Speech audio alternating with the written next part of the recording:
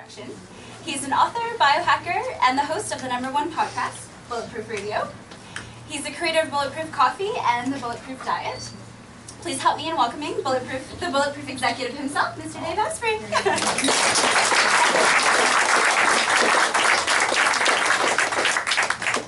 And I thought, thank you so much for being here. Of course. And I thought I would start off the Q&A with a question, or if you can give us a recommendation of some recommendations for reducing mold exposure in food. And then we can take questions. Reducing mold in food. We can do that, but first I have to say thank you for being here. Because it's awesome to have a store like this where I live, so I can buy good stuff. I'm not talking about my stuff, which is also good because I could buy that elsewhere because I make it. But I'm talking about like all the rest of the stuff you guys have. Like it's really cool to have you guys paying so much attention to quality and sourcing and all that. So not everyone who lives on the island lives close enough to be able to shop here, but it's something that I really appreciate. This is the second time I've spoken here, so this is an amazing community resource.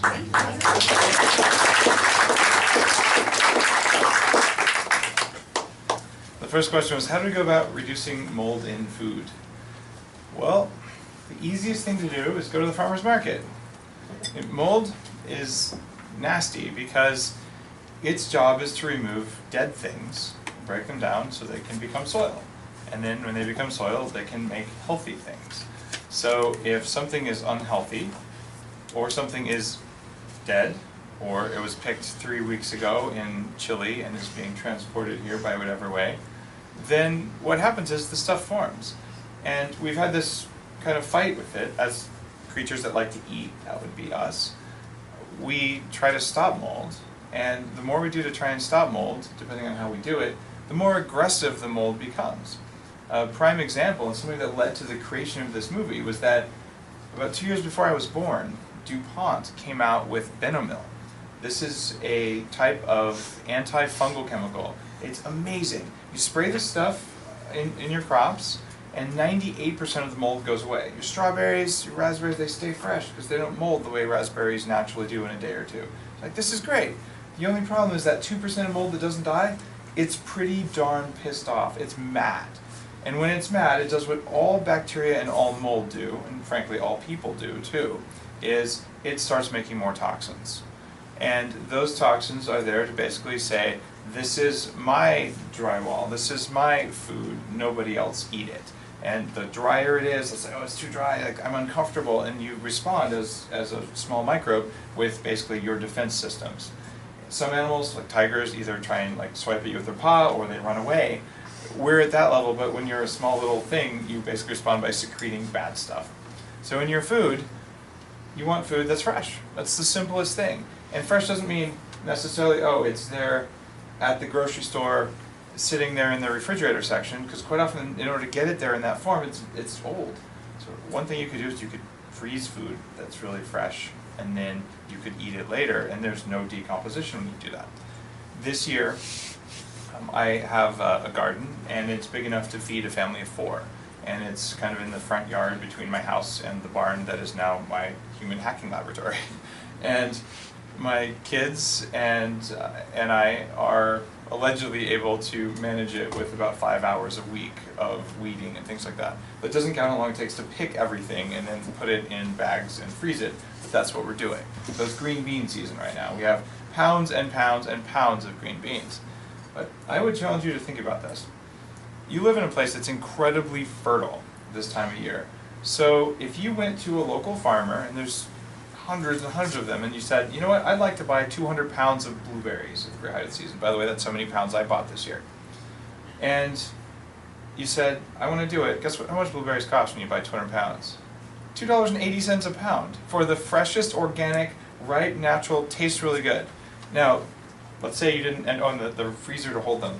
$400 at Costco buys you a freezer that's like from here to there, big enough to hold like 3 cows. It's giant, and it costs about $60 a year to run the thing. So this is actually more economical than almost anything else you could do. And guess how much mold is on those blueberries? About none.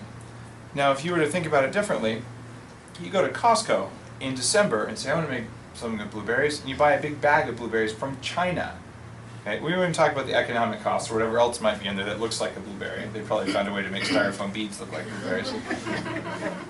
But the mold count in those blueberries is going to be really high. In fact, I've never bought berries at Costco, even one time. Granted, I've only done it 10 times, and after that I just gave up on it. That didn't have enough mold for me to feel it in my sympathetic nervous system, and it's just, I respond to mold because I've lived in houses with it. I get joint pain from it. So it's really obvious when I eat that stuff. Same thing with a lot of the generic brands. So you pay $5 for a little bag of blueberries, whereas I paid, for that same size, I paid about 50 cents for that amount of blueberries, and mine are fresh. So buy fresh food, and shop locally, eat stuff that's in season. Don't eat industrial meat. Never eat that stuff. It's really easy to be a vegetarian when you go out to eat. There's nothing wrong with doing that for a meal or two. In fact, it's a better choice. You go to a low-quality restaurant and say, I'll have the whatever vegetables you have. Could you steam those? And I'll add my own butter. I picked some up at Health Essentials, the Kiwi Gold, or whatever else you like. Add some brain octane to it. That's generally what I do when I go out to eat. I have brain octane and butter. And then I can triple the number of calories in the meal so I won't be hungry. Because let's face it, 200 calories of vegetables is not going to fill you up. It just doesn't. And you'll be hungry a little while later and have food cravings. So you put enough food there, and all of a sudden you went from an industrially fed cow, or even worse, an industrial fed pig. They take moldy food. Why does mold grow on grain? Let's see. You need a lot of grain to feed a grain-fed animal. So you pick the grain gets fungus on it in the field. This is well documented. If it was sprayed with Roundup, then the mold makes a lot more toxin, about 100 times more. This is also well documented. The mold that's causing the problem is aspergillus. It's present in the soil naturally. It's the same stuff that grows in our walls that makes us sick in our houses. Then you take this grain. It's not meant for people. The cows are going to die soon anyway. We don't have to do expensive storage of the grain. We'll do cheap. So we throw it in a silo. The sides of the silo aren't that well insulated, so you get condensation, and then the stuff starts to go bad. The cows eat it. The things that grow in the grain accumulate in the fat, particularly in the fat, and also in the protein in these animals. And then you get that when you eat it. When you eat milk from these animals, 60% of the mycotoxin that they eat accumulates in casein, the dairy protein. So you might think that you're casein intolerant, but when you eat from a grass-fed cow, even if it's pasteurized, you might not have the same issues, because there are people who are more sensitive to the toxins than they are to the casein itself. And there are people who are sensitive to both. So, end of the day, fresh is good, and oftentimes at a farmer's market, fresh is more affordable than not fresh. Or if you're going to get something that's processed, things like frozen or even properly dehydrated or canned can be really good. If you're going to go for a dehydrated food, when you come here and you get an individually packed food, your chances of getting mold are much lower than if you go to a place that has big bins. And you open the bin. Let's see, how humid is it? We don't live in a rainforest, do we?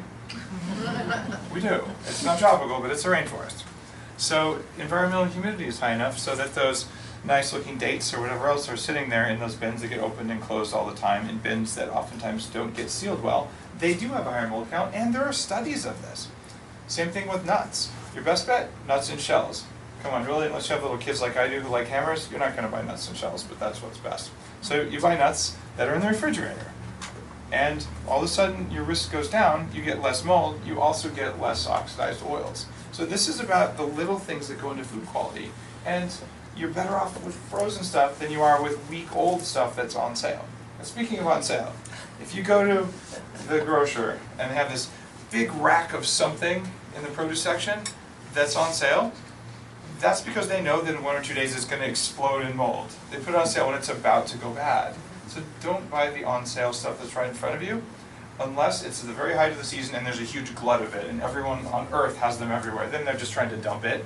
But you can almost always know that you're not going to feel as good if you buy that stuff that was about to go bad that looked like such a good deal. It rarely is. All right, that was a long answer, but I'm not passionate or anything. All right. Do you have another question? I could talk about that one all night, but you might get bored. I have a son who is highly sensitive to mold. He doesn't live here, he lives in California.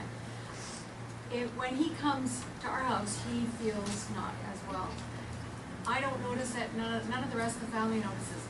How do we go about detecting it if we're not that sensitive? Because I assume it's still affecting us in a way. It does do that. And it's weird. About 28% of us, 25 to 28, we'll call us the canaries, and I'm certainly one of those. But the toxins that we're dealing with cause oxidative DNA damage. This means that they're damaging your DNA, and the fact that it also causes inflammation in me that makes you go, oh god, I feel really crappy right now. But in you, like, I don't really feel anything except there's a lump here, and that's not a good kind of lump. And that sort of thing does happen, and it happens regularly, which is why mold is an issue that it affects all of us.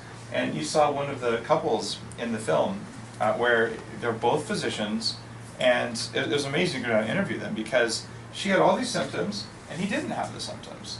But he would have thought she was crazy, and because she's a doctor, she thought she was crazy, except she had a 1 degree higher temperature, which is enough for it to be real, instead of this amazing thing. If you feel like crap all the time, it's real. It doesn't matter if there's no symptoms. You still feel like crap, and there is a reason. So in her case, they biopsied every organ in her body, which is horribly painful, because they're basically poking holes in your liver and your kidneys and your bone marrow and all this stuff, and they found nothing.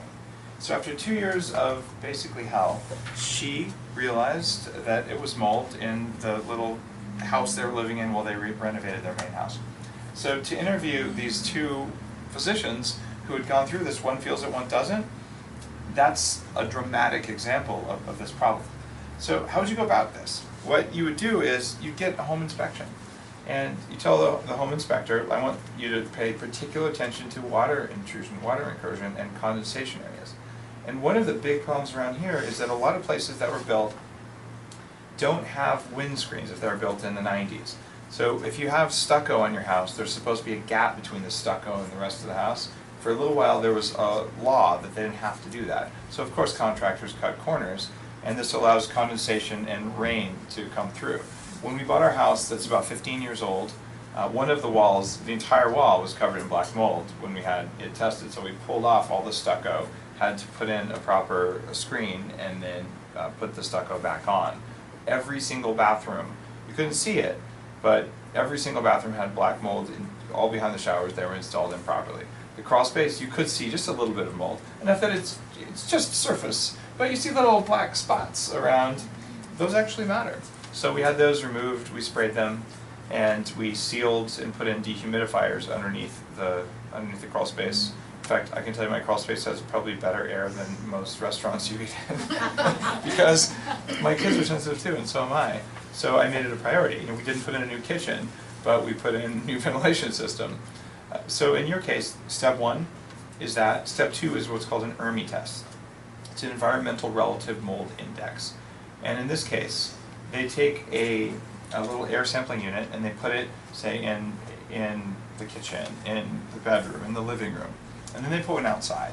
And then they look at the relative count of spores inside the house and outside the house. In a house where I lived in California, actually, where there's an endemic problem with mold, it's huge. There was 88 times more penicillium in the kitchen because of a leak behind the dishwasher than there was outside. And it was making everyone really sick. So you can detect it in the air, but before you spend the money on the air test, a good home inspector will do what another home inspector did for me when we leased a house before I moved in. He walked around and said, look, there's a sprinkler hitting the wall there, and over there, and over there, and they've been doing it for 10 years. I guarantee you those walls are moldy. And the ceiling, oh, it's full of rats, and they've been there for a long time. They've been peeing on the insulation. Guess what's growing up there now? And they basically said the house is beautiful, and it's not a safe place to live. It needs a lot of work. Have you ever seen Matrix, the movie? Neo sees the world with zeros and ones. A good house inspector sees your house like Neo sees the Matrix. And he looks at your house and doesn't see a house. He sees like a series of things that aren't right. You want one of those like house whisperer guys. That's what you want. It should cost $100, $200. Sure. Sure. Do you know if there's any evidence to support like mold with early onset neurological disorders such as MS, Parkinson's, Guillain-Barré? There is huge evidence to support mold, and well, there's two parts of mold. There's the mold itself, the cell walls, the fragments of cell walls, the spores, as well as the mold toxins, the mycotoxins themselves, and there's also bioaerosols and volatile organics. So all of those things that mold makes are implicated in early onset neurological and chronic neurological diseases, including MS, Parkinson's, Alzheimer's, ALS. In fact, I would look at detoxification, including mold avoidance, as primary things to do, as well as fixing your mitochondria. One of the things that has brought me back to the level of health and just performance that I enjoy now at 42 that I never had when I was 16 or 20 or 25 is focusing on my mitochondria. And all of the diseases you mentioned have a mitochondrial problem.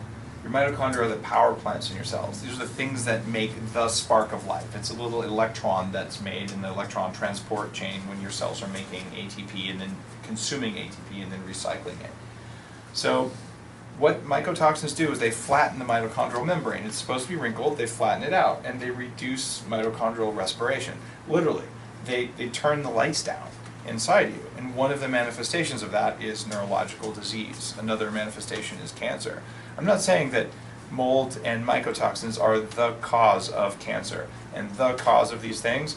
I'll tell you they're a major contributing factor, and sometimes they're the cause. It's 100% the cause. It's interesting because, like, for example, the incidence of, say, multiple sclerosis is really, really high. Like on the west coast of Ireland, where it's really wet and really damp, and probably really moldy. So I find that really quite fascinating.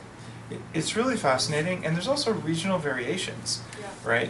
One of the first outbreaks of what they used to call yuppie flu, but it's chronic fatigue syndrome or fibromyalgia, which is 90% of the time it's mold poisoning.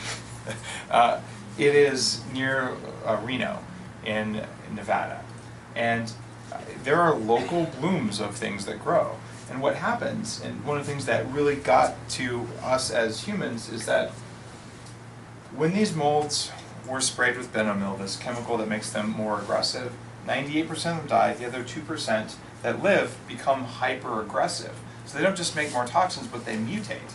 And in normal evolution, you get single gene mutations, and it takes a long time for something to emerge. What this chemical causes is called a plasmid level mutation, which is whole sets of genes mutated at the same time. And the inconvenient thing about plasmids is that you can trade them like baseball cards. So these two molds meet up and they're like, what do you have? Like, I can make super toxins. And the other one's like, I can breathe fire. Here, let's trade. So if you've ever seen X-Men, the movie where we have all these sudden mutants, we did this 40 years ago to the fungus that's in our environment. And one of the reasons that we're having the problems we have now is because of this. So this also could be on the West Coast because it's more wet. It could also be because there are building customs there that did this, and it also could be just because there's more of the bad stuff growing there, just like there was more of the bad stuff growing around the Lake Tahoe area. So it's tough to say. There also could be some genetic weaknesses in the local population. And in fact, there's pretty good evidence, specifically in Ireland, around people who went through the potato famine a couple generations later, that they're more susceptible to autoimmune conditions. People who are more susceptible to autoimmunity are more susceptible to mold because mold triggers auto. It's very fascinating. So it's what your grandmother did that really affects a lot of this. I just wanted to know what one can do to detoxify their body from mold. Well, there are 3 really big kind of front and center things to detoxify from mold, other than avoiding it in the first place. Like, start avoiding it now, but one is activated charcoal. And yes, I make an activated charcoal product that is ultra fine because the size of the particle affects how well it binds to toxins. But charcoal is effective. It's used by the military, and the most convincing evidence I have about charcoal is that charcoal is used by the agricultural feedlot industry so they can feed moldy grain to cows without the cows dying. So they add charcoal. Literally, they do this. They buy the cheap hay and the cheap grain. They pour buckets of charcoal in it, mix it up, and feed it to the cows, and the cows don't die. Therefore, they can still sell them to you. And so it's one thing to say it worked, in a double-blind study. It's another thing to say ranchers do it repeatedly because it makes money, because they can measure and control everything, and it's hard to measure and control what people do. So I place a lot of weight on that type of research. You can also upregulate your detox pathways. One of the other tools that I use is called glutathione. And glutathione is one of the master antioxidants and one of the primary detoxers in your liver. Sorry. It's alright, my kids do the same thing. Past bedtime. I totally get it. The expressive yawn. So I make a glutathione product as well. I'm not here to plug my stuff at all, but I make the stuff that I use that I couldn't buy. You can get glutathione to form to a certain extent in your body with N-acetylcysteine and vitamin C. You can buy that stuff downstairs. The the upgraded glutathione force that I make is a form that can absorb through the mouth. The gold standard there are lots of naturopaths locally who will give you an intravenous injection of glutathione, which is a very powerful thing. The other detox pathway is through glucuronation, or the supplement that you take for that is called calcium D-glucarate. And I don't know if you guys carry that here, do you? Calcium D-glucarate? I'd be surprised if you didn't. You do, okay, so you can buy that stuff downstairs, and that's one of the other detox pathways for these toxins. Things like infrared sauna could be particularly useful, bentonite clay can be useful, and a prescription for something called cholestyramine, which is a resin that binds to your bile in your gut and makes you excrete the bile. It also can be very, very effective. In fact, I would call it the most effective thing. I have found that a mix of bentonite, cholestyramine, and charcoal together can take mold toxins out very quickly.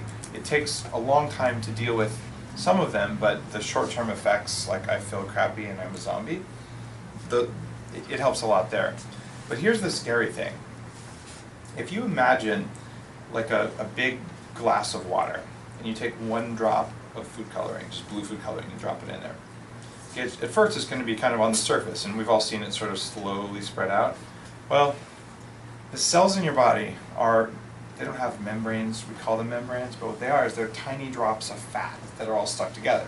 And the fat repels water here and repels water here, so they sit next to each other in a globe around each of your cells.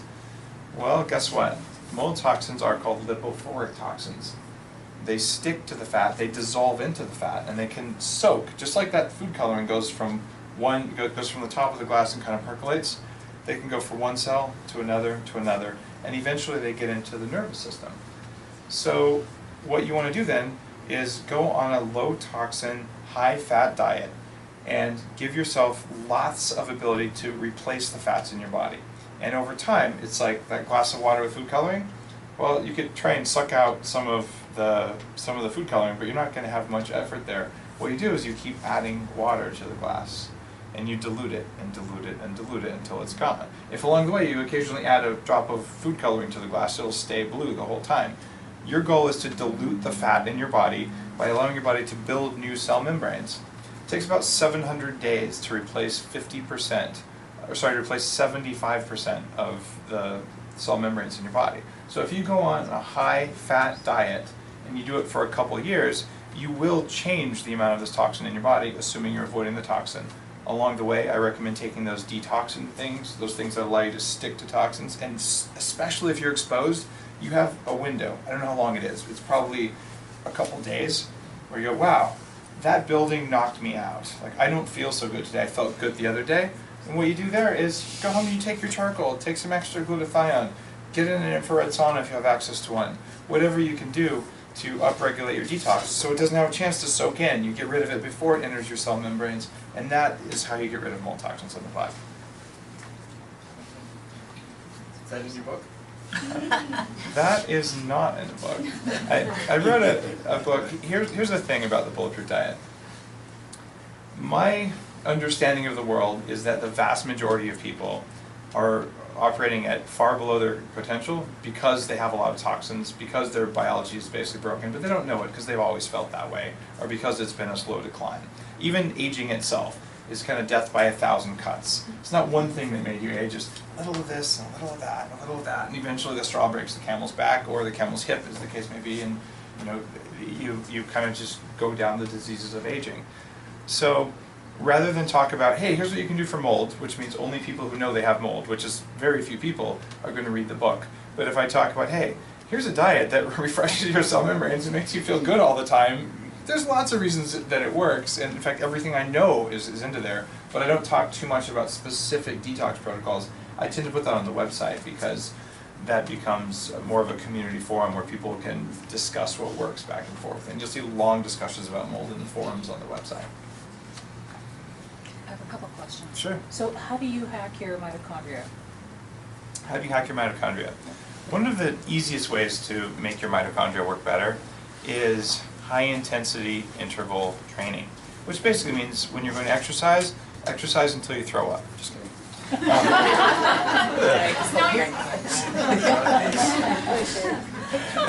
It means if you're going to do cardio, going for a long run is actually not going to help. Doing a short sprint and then resting for 30 seconds, doing a short sprint, resting 30 seconds, it will cause much better biological change, but it causes your mitochondria to get stronger. You also can do another free thing, which is in the morning, after your shower, turn the water on cold for a minute and stand there and let it hit you in the face. Sounds horrible, right? If you do it for a little while, it's actually not horrible at all. And if you want to be real tough on your mitochondria so they grow, you could go hot, cold, every 30 seconds or so. You will be amazed at what that does. Your mitochondria really do wake up. Getting adequate sleep at the right time and adequate quality sleep really, really makes a difference. So what I do instead of doing cold showers is I have a liquid nitrogen. I'm not joking. I have a cryotherapy chamber at my house. I'm one of, I think, 2 people who have them at home because I'm a little bit eccentric. And what you do there is you stand in air that's super chilled to 270 degrees below zero for about 3 minutes. You don't get frostbite because there's not enough time to get frostbite, but the outer layer of your skin goes, oh my god, it's the end of the world, ice age, burn calories, get rid of toxins, upregulate your mitochondria, like get ready. And then you're fine because it wasn't really that cold, it was just chilly. If you were in water that cold, you'd be frozen dead, but air doesn't conduct the temperature very well. It just freaks your body out, so your mitochondria are like, okay, we're ready. So that's one of the things that can kind of recharge you. There's also a whole bunch of supplements you can do. Detoxing helps you to upregulate your mitochondria, but you can just directly cheat. Coenzyme Q10 is a great way to increase mitochondrial function. And I work with a couple supplements that I manufacture, and this is a common thing. I answer questions about these things where if I can buy stuff, I'll just tell you where to buy it, and then why would I make it? Someone else already made it. And if I have to make something because I wanted it and it was going to make me perform well, then I'll do it. The 2 supplements that make the most difference for mitochondria that I'm aware of are Unfair Advantage, which is a new form of something called PQQ, and I do manufacture this one in a unique delivery system. When you take that stuff, you can generally feel a difference in your energy, like within 5 or 10 minutes. And you feel it first in your prefrontal cortex. Most people, the front of your brain kind of feels warm. You're like, wow, I'm awake, I feel good. And then it spreads to the rest of your body. In fact, you feel it where you have the most mitochondria first. The other one, that's called Unfair Advantage. And I don't know, is that something that we have importing to Canada yet? I tell you, if I didn't live here, I would never sell anything in Canada. I've probably spent 10 times more to bring my products to Canada than I have to bring them to the US, where the market's 10 times bigger. But since I live here, and because, I like Canada, and I'm really working on getting the stuff here, but Unfair Advantage is a really powerful thing, and people do order it across the border. And eventually, in fact, probably in short order here, we'll have that available to ship. In the Canadian store? Exactly, right. And just so it'll be legal for Health Essentials to import the stuff. We also have some. Can we get it even though it's illegal right now? Oh yeah, you can order anything you want from the States and have it shipped in. I mean, that's how I got my machine guns. Is that ordered through you? Yeah. As long as you order from a U.S. company for personal use, you can do that kind of thing. It's just commercial importing that's hard to do.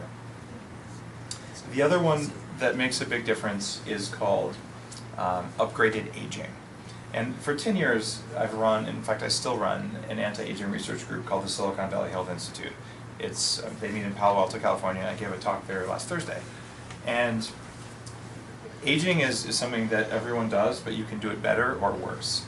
And one of the things that happens in aging is a change of the ratio of 2 things in your mitochondria called NADH and NAD+. And without being a biochemist, you don't have to know all that stuff, but what you can do is change the ratio of these 2, and anything you do that changes that ratio increases your mitochondrial function.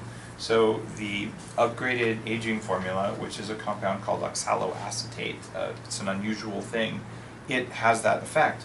And the other things that it does in studies are it mimics the effects of restricting calories, which is one of the things that makes you live longer. It stabilizes blood sugar, which is one of the things that makes you live longer. And it protects your brain from glutamate toxicity, which is one of the things that makes you live longer, which is why I call it upgraded aging. There's actually some other very profound effects on chronic diseases, but if I talked about those, then I'd be selling drugs, and I'm not allowed to sell drugs. It's just a supplement. Just don't read the studies. So let's see, those two things really matter. But if you didn't want to go even the nutraceutical route, there's something you can do called ozone therapy, which is what healed my Lyme disease and my toxic mold. And there's a lot of detoxing and binding that happens. And you can get ozone therapy, I believe, even locally. I don't know who does it locally because, well, I have my own setup at home and I have for a decade. And your address would be? If I was allowed to do this, I would just do ozone. I think I'm allowed to make ozonated water for people to drink. I do that for guests sometimes. But the gold standard for ozone is they take your blood out, they mix it with ozone, and they inject it back in. And it really just energizes your body very, very quickly. But to do it at home, what you do is you buy an ozone generator. The ones that are labeled properly, they run about $1,000.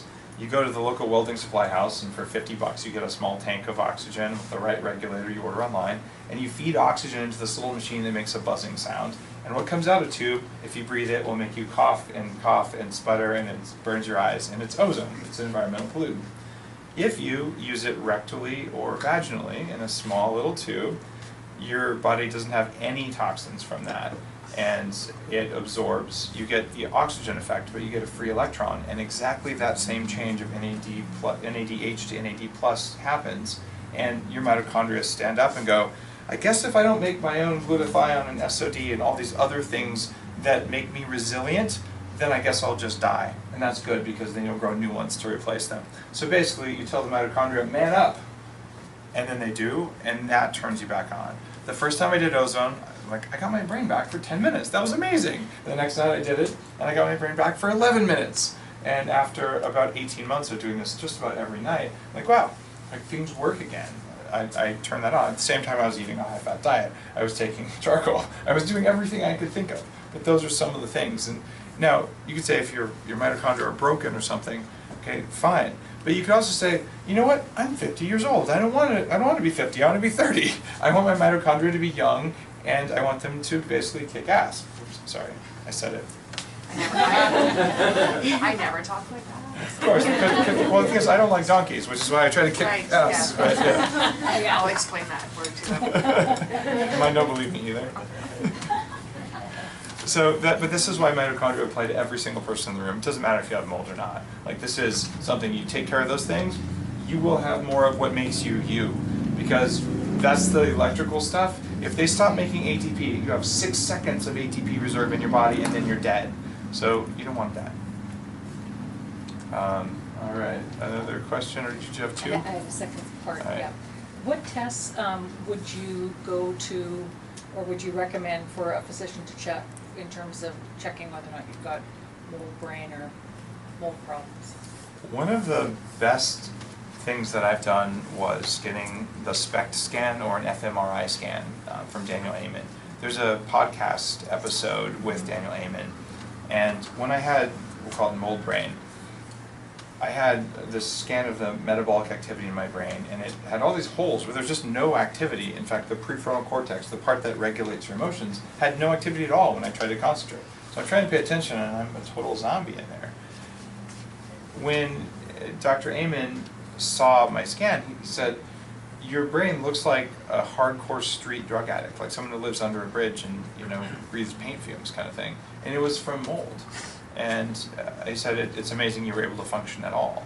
And I did this maybe 4 or 5 months ago. I did a follow-up, and my brain didn't have those holes anymore. It actually recovered. So this will show you whether something is metabolically affecting your brain. Where do you get that done? Yes, is there a close clinic, or is that Seattle? I believe they have one in Seattle, and it is very possible to get an fMRI of your brain. But the question is whether they're looking at the right parts of the brain under the right activity levels. So what Dr. Amen does, he has you basically pay attention, he has you focus on something. They do like a resting one and a focusing one. And they do it it's a radioactive sugar that they inject to see where the sugar goes in your brain. I really am a fan of that one, but you can also get a blood test that tells you whether you have mycotoxins in the blood. If you have high levels of mycotoxin in the blood or high levels of urinary excretion of them, you know you're getting exposed. that doesn't mean they're necessarily causing the problem in your brain. It just means that you have them in your body. But those are good places to start. What about hair analysis? For mold, I don't think you get a lot out of hair analysis. Even for metals, hair analysis is a little bit risky because you have to really interpret the results differently. Just having a lot of mercury in your hair, maybe that's a good thing because it means you're getting rid of it. Having no mercury in your hair might be a bad thing because you're holding on to all of it. So it takes a very gifted physician to use hair analysis effectively. Okay. Thank you. Question in the back? I heard you talk about the spices and the importance of potentially throw out all your spices and start a new kind of thing. Yeah. So is there something ones that have a lot of molds? If you really wanted to figure out where the biggest risk of mold in your house is for food, you'd go to your spice cabinet and you'd go to the paprika. Because no one actually uses paprika, right? It's like, oh, deviled egg time. The rest of the year it just sits there.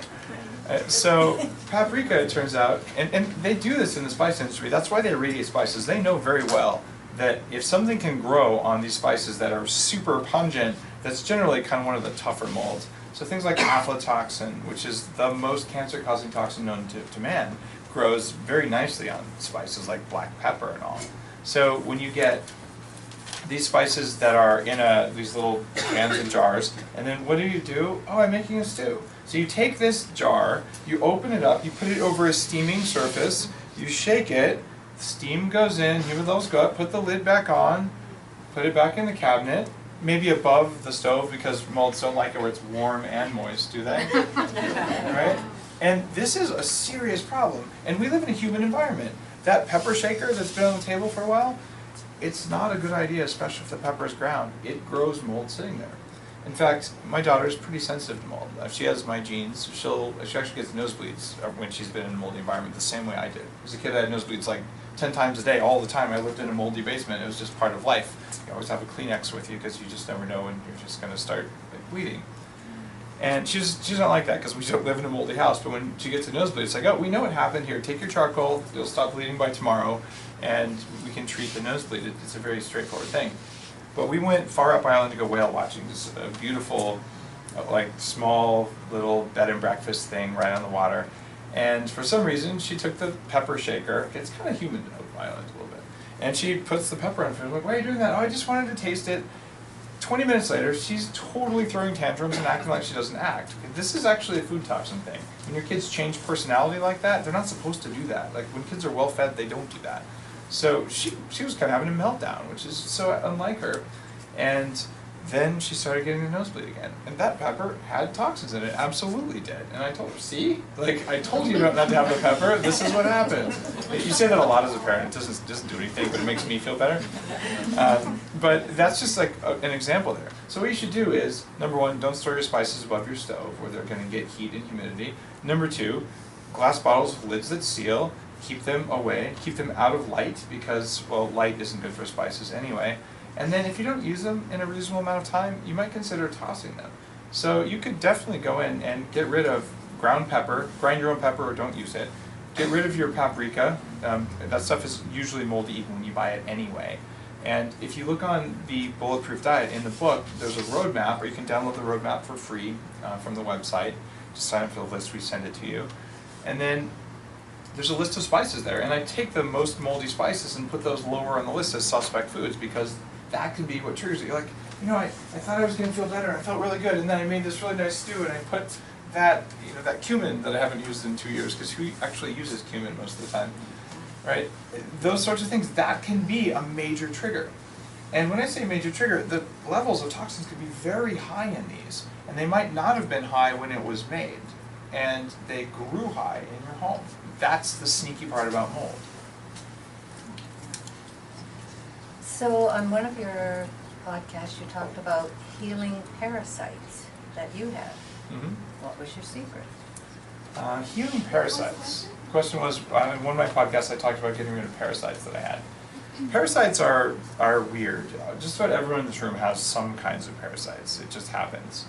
So in my case, I had a stool analysis, and this was going back, I'm guessing 3 years ago, and I noticed that the stuff that worked forever, reliably, wasn't working. And I'm like, I'm getting a little bit more of a love handles here than I'm supposed to have. And I'd say, all right, so it's very simple with the Bulletproof diet. When you know your biology, I'm like, okay, if I ate too many carbs, I'll just back off for a week, and sort of the body goes a little bit bigger, a little bit smaller, and like you have control of your biology. And it stopped working. I'm like, I don't, like my pants shouldn't be tight, and I did all the things to keep them from being tight. So I basically pooped in a little tray and sent it off to the lab, and I had something called blastocystis, which is a pretty common parasite.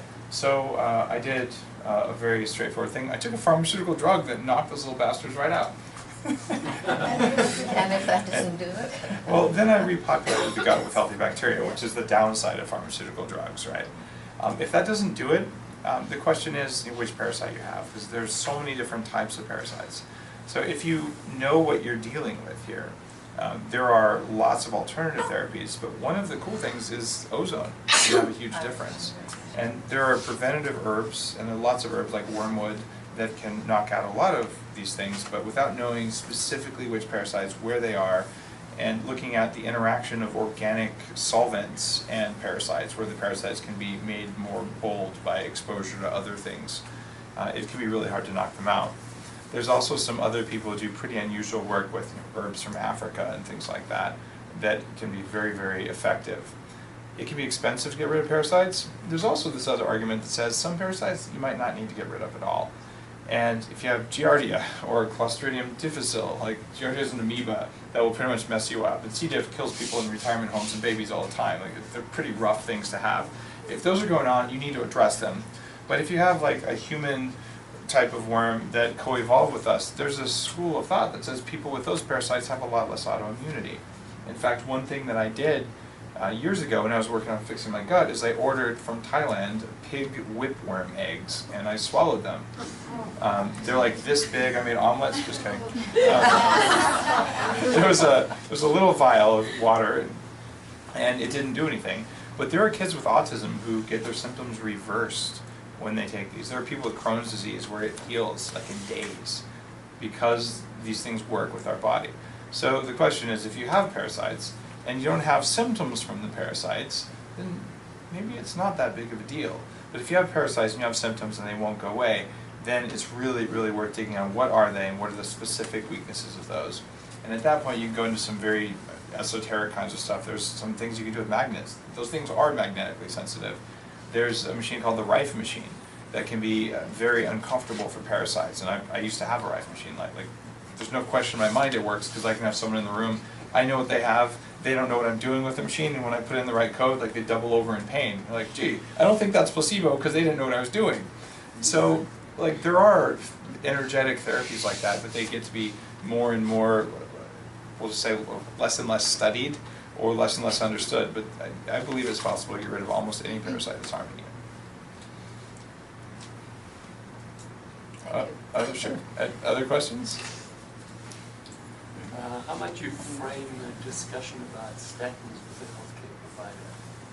How to frame a discussion with statins about statins with, say, a healthcare provider? If your healthcare provider is trying to put you on statins, just say thank you very much and toss the prescription. Yeah, I mean, like there's no point in arguing unless you have an open-minded one. It's not your job to change your doctor's mind. If your doctor is open-minded and interested, you can do that. But my dad had surgery, a big hernia surgery a long time ago, and I got him on growth hormone and testosterone for the couple weeks before and a couple weeks after, and gave him this huge stack of things that make you heal faster. And funny, he healed in half the time. He came back to have the stitches removed, and they're like, "Did you miss your appointment?" I said, "No." They said, "But your stitches are almost grown over. Like, we got to get these out right away. Like, this isn't possible." And he said, "Well, it's because of A, B, and C." And the doctor said, "No, it's not." Like so, if they're interested and they're willing to listen, great. But if you try and tell them, like okay, oh, you know Dr. Google too. Like that's the approach that you'll often get. So it's one of those things where you can pick your battles, and it's much more important to use that relationship with your physician so it's friendly, and so that you're both working towards a common goal. So that when you come in, you say, you know what? Thank you so much for those statin drugs. You say, by the way, I really wanted some cholestyramine. I'll say, what the heck is that? He said, well, cholestyramine is also a cholesterol lowering drug. It's just a very old one, right? And it's an older one, but I hear it, might have, it has some more side effects, but I thought I would just try that because we know how important cholesterol is. Well, cholestyramine binds to mold toxins, and if you have a prescription for that, when you don't feel really good, you take it for 1 or 2 times, and it helps you to excrete your bile, so you get rid of these fat-based toxins right away. So if you were to lower your cholesterol, that drug doesn't even absorb into the body. That drug stays in the GI tract, and it sticks to the cholesterol as your body tries to recycle and save it. So there you go, convert the statin into cholestyramine and just take it occasionally. And just tell your doctor, I don't know why my blood chemistry looks so good, it must be all of your great statin drugs. Right? No, that's not even meant to be sarcastic, but just like there are battles you're going to win. The statin one with your doctor is probably not it. They'll come around, or they won't. The drug companies spend a lot of money to keep that from happening. How did you learn so much? How did I learn so much? I am, you have to imagine me 100 pounds heavier, so 50% bigger than I am now. I'm in my mid-20s. I have this amazing career, like we're building technology that actually did change the world. I'm the first person to sell anything over the internet. Like the first e-commerce ever was out of my dorm room. I sold a t-shirt that said caffeine, my drug of choice, in the early 90s. And this was written up in national magazines and all because they didn't think you could do that back then. And I didn't even know what I was doing was that groundbreaking. I just wanted to pay for my tuition. But, so I'm working in this career and like my brain is going away. So I took a lot of my energy that was going into my career and I said, all right, I'm going to put this into basically shoring up things so I can keep working. And then the company that I was working at, we had this little company come in called Google. Google had 2 servers and they wanted to use our buildings. And we had Hotmail and Yahoo and all the companies that are household names now 20-something years later, they use our networks, they use our buildings. Like we built infrastructure that made all this happen. And because of that, I made $6 million when I was 26. I lost it when I was 28, by the way. It was a good time. But I ended up spending $300,000 on like every night I'd read until I was basically falling asleep, and then before I'd fall asleep I'd say, I guess I'll order that. And I would try everything. Because the scientific approach that we've favored in the last 10 years, or maybe 15 years, has been like, well, just try one thing in isolation. It doesn't work. It never did work. So like think about this. Okay, you have a tack in this foot and a nail in this foot, and let's say a piece of glass in this hand. And you go, well, I have constant pain in my extremities. You pull out the tack. Nope, it's not the tack. So you put it back. And not the nail. Put it back. Not the glass. Put it back. You'll never solve the problem. So when you're dealing with how do I feel right now, you basically pull out all the stops. You do everything that's going to work, accepting full well that 2/3 of what you're doing may actually be a total waste of time and money. Except that you feel really good now, and your pants fit, right? Yeah. And then you can start playing with what actually worked and what didn't work. So the way I learned all this stuff is self-experimenting, and also I mentioned the Silicon Valley Health Institute. This is a group, it's an anti-aging group, and it's mostly people who are 60 plus that show up, and they have for more than 20 years shown up once a month to hear a lecture from a top expert, and a bunch of people who attend this have been working for years on staying young. So I show up and I'm like this, 28-year-old, and like, oh, these people all know a lot more than I do. So I eventually became the president, and I'm still the chairman of the group. So I've had more than 10 years of learning from top experts in the field, along with a room full of people, some of them twice my age, and some of them, well, early on, at least probably 3 times my age, who had spent years working on how do we fix our mitochondria. This group was one of the first groups to import coconut oil to the US because they read the science. And they imported this really bad coconut oil that made everyone sick. But that's the nature of experimenting, right? So that's how I learned. I learned from a lot of experts. And I had very strong personal motivation because I was fat and I was having a hard time thinking. Is there a specific company you use to test mold? Is there a specific company I used to test mold in my house? Yeah, and I don't remember their name because it was my amazing wife Lana who set that up at this house. Oh man, I'm picturing their van, and I just don't remember the name. Are most of the companies like pretty reputable? If they offer an ERMI test, they're probably reliable. If they tell you that's a total scam, well, there's a problem with that. If a company says, you know what, we have another test that we think works better, all right, you might want to listen to that company. If they say the other test, the one that's the gold standard by most of the mold community, is a scam, well, I would just say, you don't need that kind of energy anyway. So it's that idea that, all right, this works, this doesn't work, or we think this is better. That's the kind of people that you want looking at your house. But people are going to actively attack, the competition. Like, they probably have mold themselves. They obviously have a hard time regulating their emotions.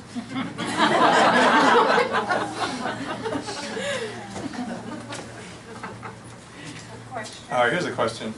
What if like the spices are beside the stove? Oh, jeez. And that's a good question. So all right. I don't know where our spices are. Oh my goodness. What if they're beside the stove? Uh-oh. So now there's two questions for you. Okay, now do you remember from science class, where does heat go and steam, where do they go? Why did you have to turn the fan on the stove today? Wow. Where'd the steam go, down or up? Up, right? So the worst place, check this out, if your stove is here, the worst place is above the stove because the steam goes up. So next to the stove isn't that good though, because steam does go kind of sideways. But if you were to put the spices next to the stove in sealed bottles where they weren't really getting lots of heat from the stove, that could work pretty well. So that would be a good answer. So it's better than above, but maybe not as good as in a cabinet away from the stove.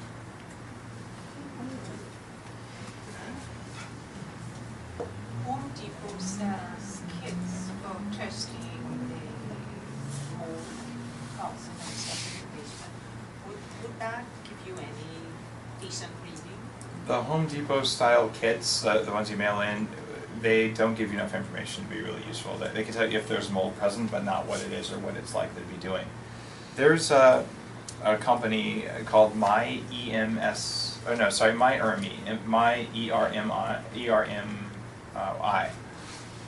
myermi.com. They will ship you an ERMI test kit. They're the only ones I know of that ship the ERMI test kits to you. They should be able to ship over the border. You do the sampling yourself and send it home. Every other ERMI test is done by someone who comes out, so you can save money doing it that way. But there's two different labs that will do the back-end testing. One is called Mitochondrial, the other is called EMSL. There is a lot of internet fluff about this lab is good, this lab is not good, and they're both controlled and monitored by the Environmental Protection Agency. So I asked one of the big cheerleaders for Mitochondrial for specific details to give to the EPA, but he wouldn't do it. So I think there's some competitors yelling about each other. So the MyERMI people uses the EMSL testing. So there's questions on the internet about which lab is better. I don't think that I know which lab is better, but those are the only two, and MyERMI uses the EMSL lab. So these are tiny nuances, but the reason you might care is that if one of the labs is not as good as the other lab, you might get a test that says you have no mold, but there's a tiny amount of this mold that you didn't get. But I would test my house with a MyERMI kit because it saves money. Jason Earl, the guy who runs MyERMI, is a friend of mine, and I'm working with him on another project to bring mold testing out. He's been made sick by mold himself, and we have a shared mission there to make it affordable and accessible for people to test themselves for mold.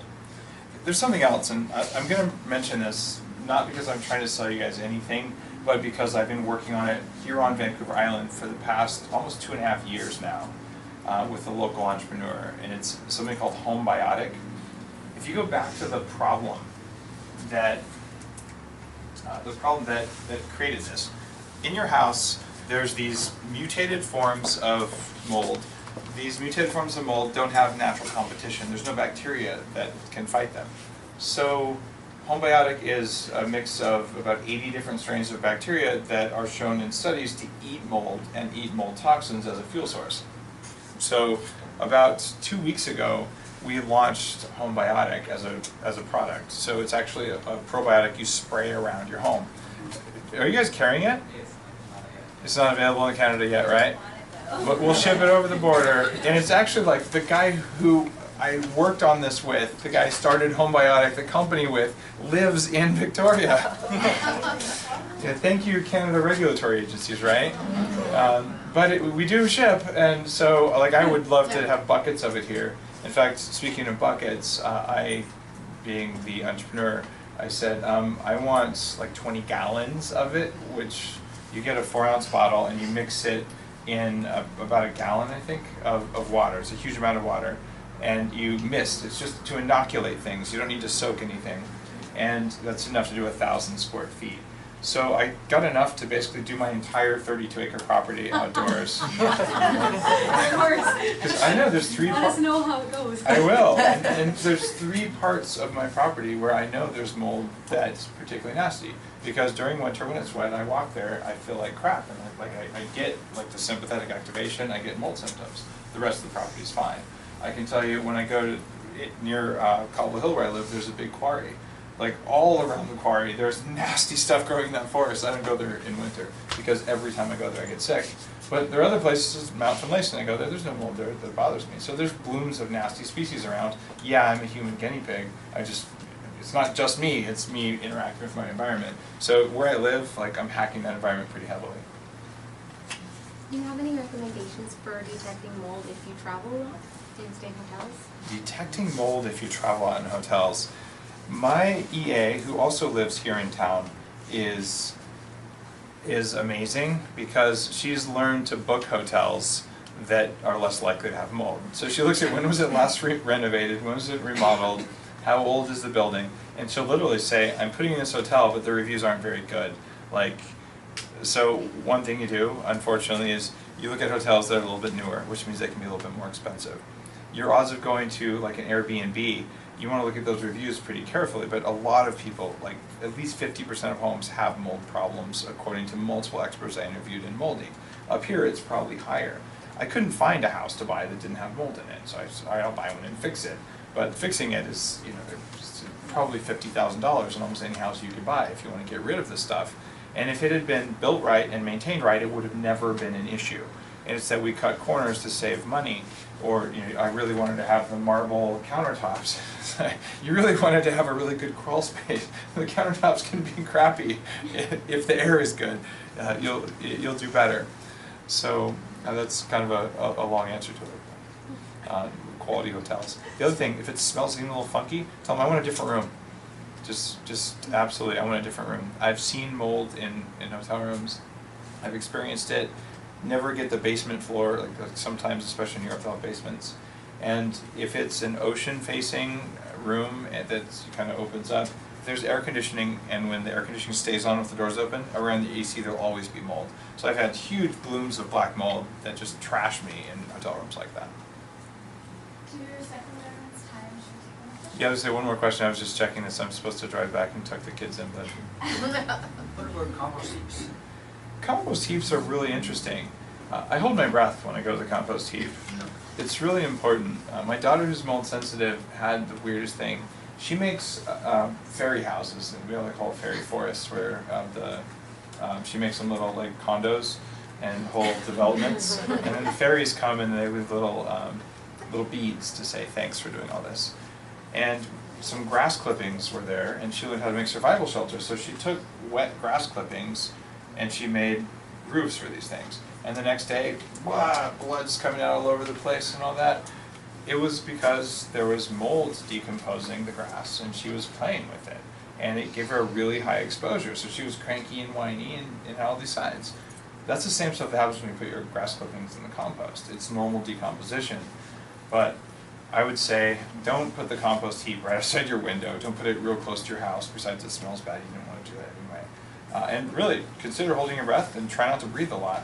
There's even a disease that gardeners get called compost lung, where fungus from the soil actually migrates into the lungs. So yes, compost heaps are really good for the environment. You want a healthy compost heap, which keeps unhealthy fungus down. But even then, just don't breathe it. All right. On that note, hopefully this has been helpful. Thank you for watching Mouldy.